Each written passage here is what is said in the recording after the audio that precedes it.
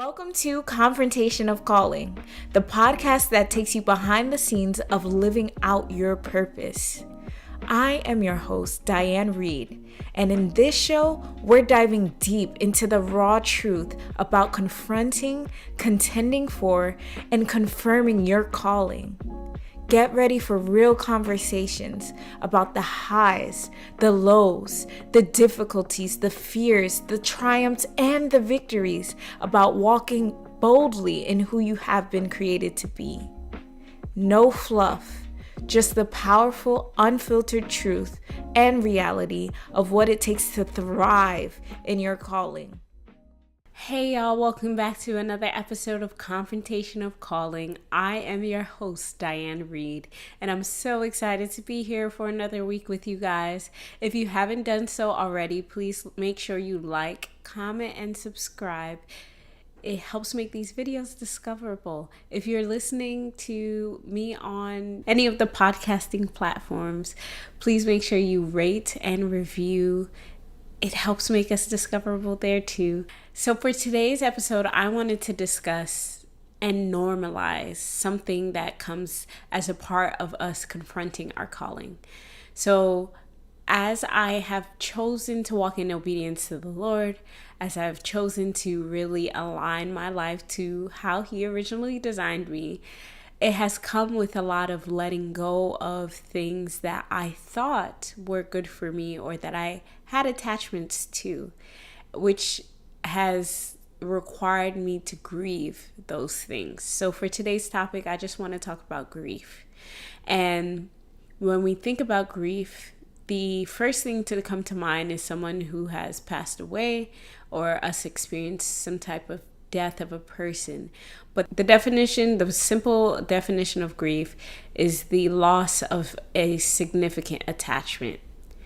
Now, as humans, we form attachments to many different things other than people and other than family members. We can attach ourselves to a version of ourselves, self-perception, self-ideas. We can attach ourselves to dreams. We can attach ourselves to locations. We can attach ourselves to ideas.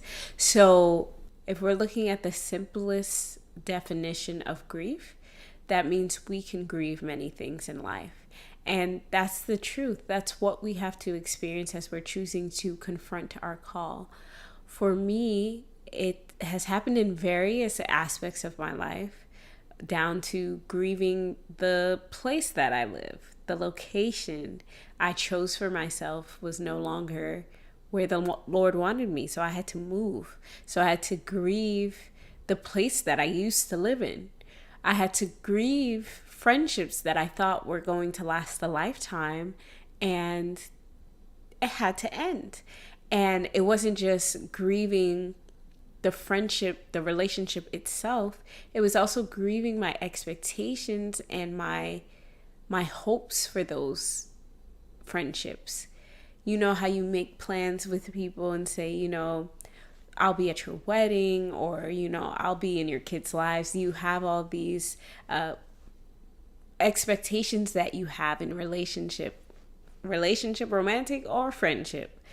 And you have to grieve all of those things. Something else I had to grieve. I had a former business before this brand, Confrontation of Calling, and I thought I was being obedient to the Lord in this particular idea, and I was, in the sense that that previous business got me to this place. So I needed to start that one first before I did a Confrontation of Calling. But I even had to grieve the version of this business that I thought I would have. So I had to let go of that idea, that business, so that I can put my energy towards what I actually had to do in the moment and what I had to do in this season. So we can grieve dreams, we can dream businesses, we can dream friendships, we can we can grieve friendships, we can grieve locations, we can grieve all of these things, self-perceptions. I never thought of myself as an author. I had to grieved the fact that I always called myself a numbers person, which is true. I do enjoy numbers, but there was an aspect of myself I didn't know existed until I started obeying the Lord and He started revealing myself to me. So I had to even grieve identities, what I held myself to. I had to grieve certain standards of how I live my life, standards on what I watch, what I listen to. I had to let go, and it's normal. I really wanted to make this episode just to, one, acknowledge the fact that grief is normal. And for those of you who didn't have the language for what you're experiencing and what you're processing through, hopefully processing through, is that you're going through the process of grief where you're letting go of this previous picture of life that you had expected before you're stepping into the next. And for every activity, there is a time and a season. So there is time for us to grieve through these things. I think because we don't know that we can actually grieve situations and ideas and locations, that we don't give ourselves the space to actually process through. Wow, I really thought I really thought this would happen this way, and it's not happening this way. Or I really have to let this go, and I thought I would be able to carry it with me. So all of these things are areas in which we have to grieve, which means we can grieve life in every aspect of who we are, emotionally, spiritually, mentally, physically, relationally. Hi, I'm Dianne Reid, and I'm so glad you're here. If you've landed on this page, it's because you felt it. That quiet but persistent nudge that you're meant for something more.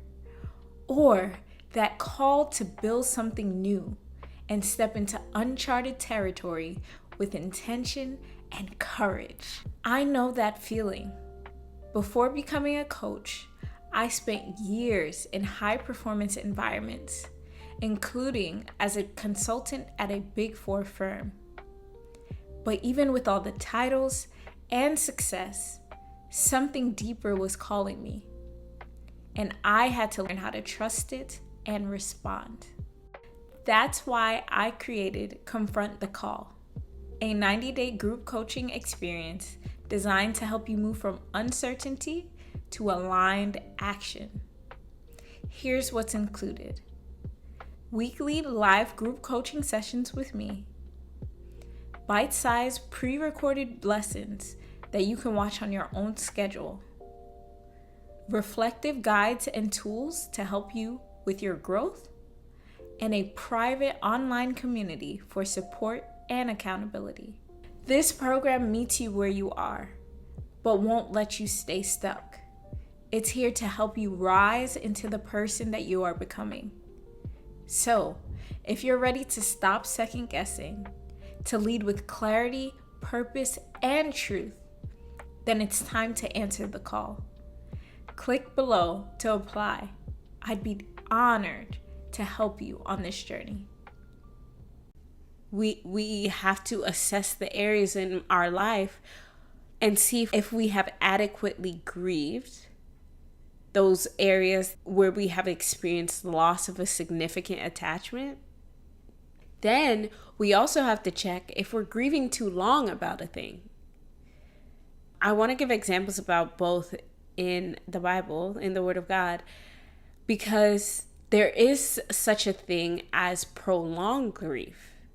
So you've been grieving a thing so long that it is preventing you from moving forward or making a new step into the next. There is time for us to grieve, but then there's time for us to move. There's time for us to mourn, and then there's time for us to move and to build and to plant and to keep going. An example of this is found in 1 Samuel 15 and 16. I encourage you to read it. This is right after God rejects Saul as king because Saul chose to move ahead of God's timing and ahead of God's anointed and give a sacrifice to the Lord, which he was not authorized to do so. So God rejects Saul as king, and Samuel goes through a mourning process because Samuel was the one who anointed Saul as king by way of God's instruction. But Samuel begins to go through this grieving process, through this mourning process, because an action that he did in the past, now the Lord no longer agrees with who has been appointed. So Saul was the right king at one point in time, but now God is saying Saul is no longer the right king. So when we get to the end of 1 Samuel 15 into 1 Samuel 16, the Lord asked Samuel this question. The Lord said to Samuel, "How long are you going to mourn for Saul? Since I have rejected him as king over Israel. Fill your horn with oil and go.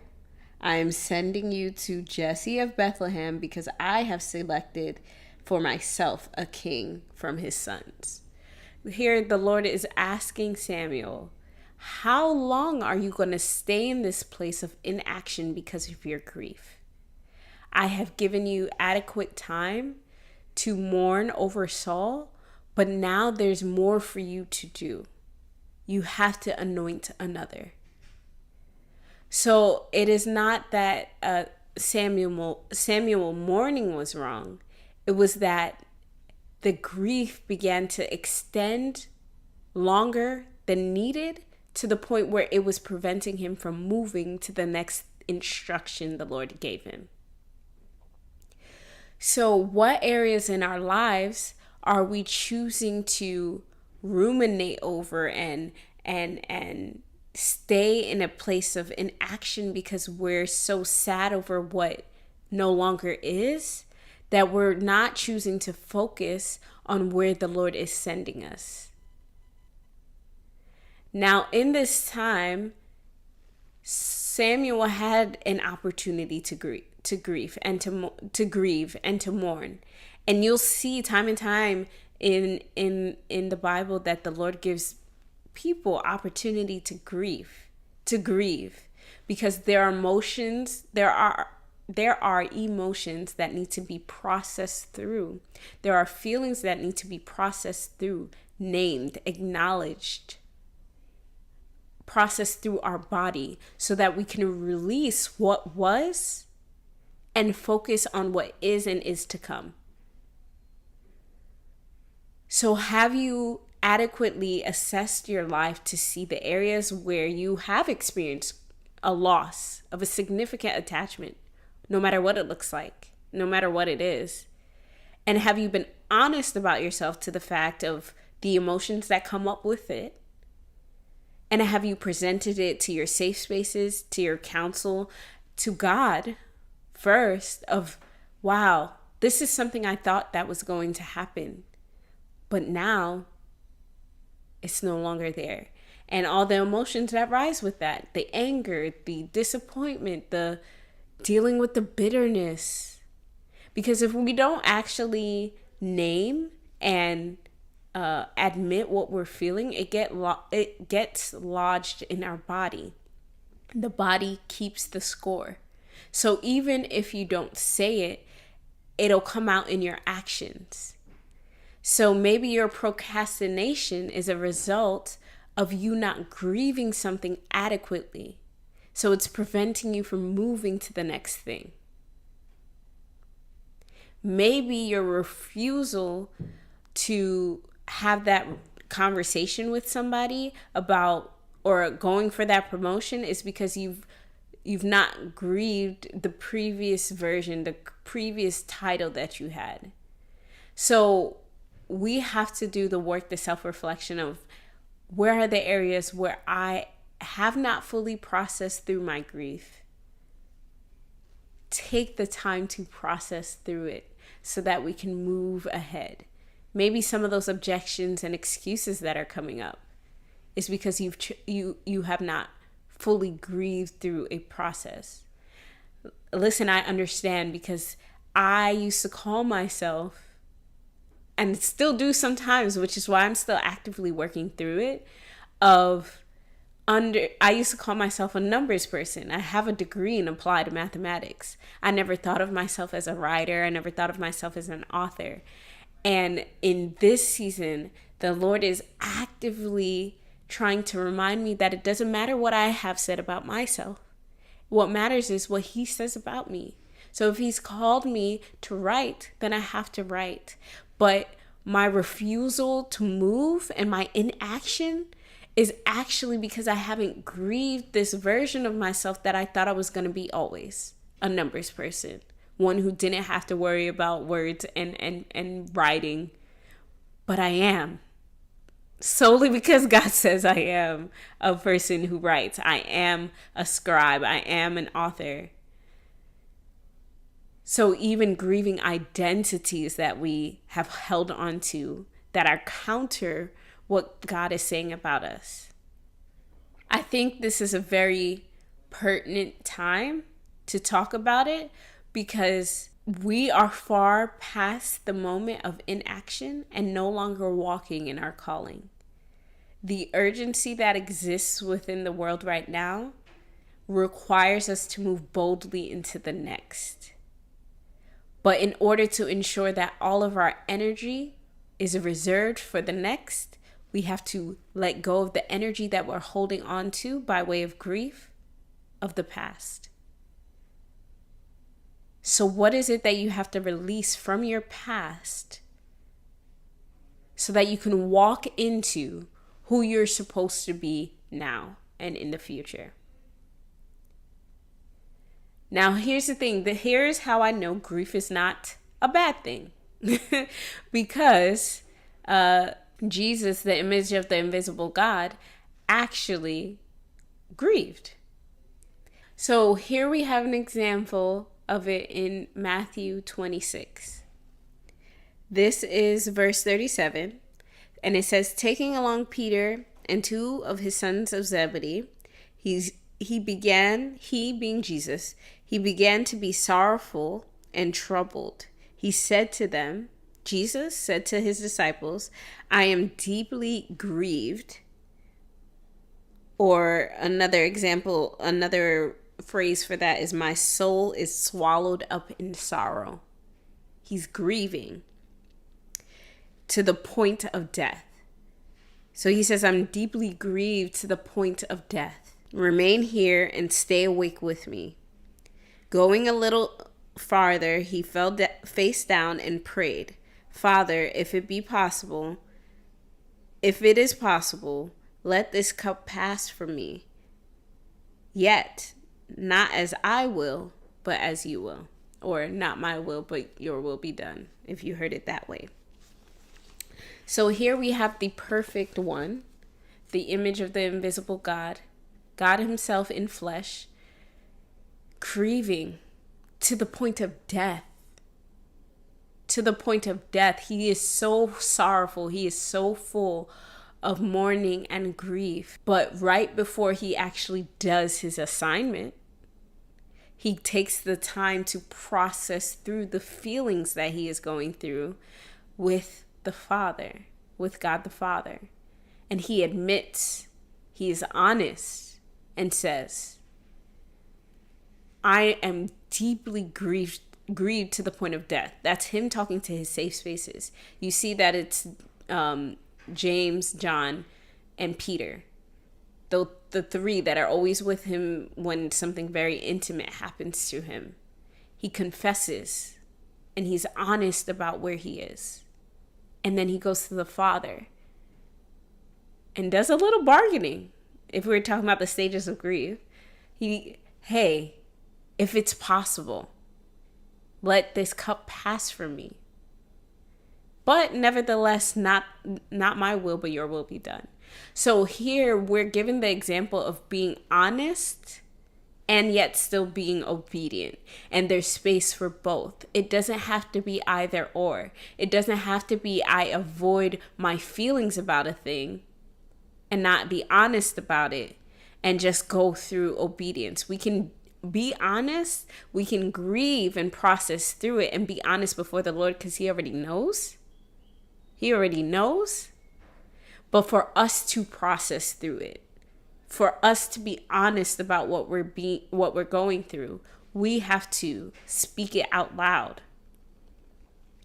And then it says, right after he says that, in Luke, I believe, so not in Matthew, but in Luke, it says that angels come to minister to him, to strengthen him. So after he was honest, he was able to get the strength that he needed in order to do the next thing. And that's what our emotions and being honest about our weaknesses will do for us. It gives the Lord the space to show up, for His strength to show up in the presence of our weaknesses, so that we may be strengthened to do the next thing. So I say all this to say, you will go through some type of grief as you're confronting your calling. And it is normal.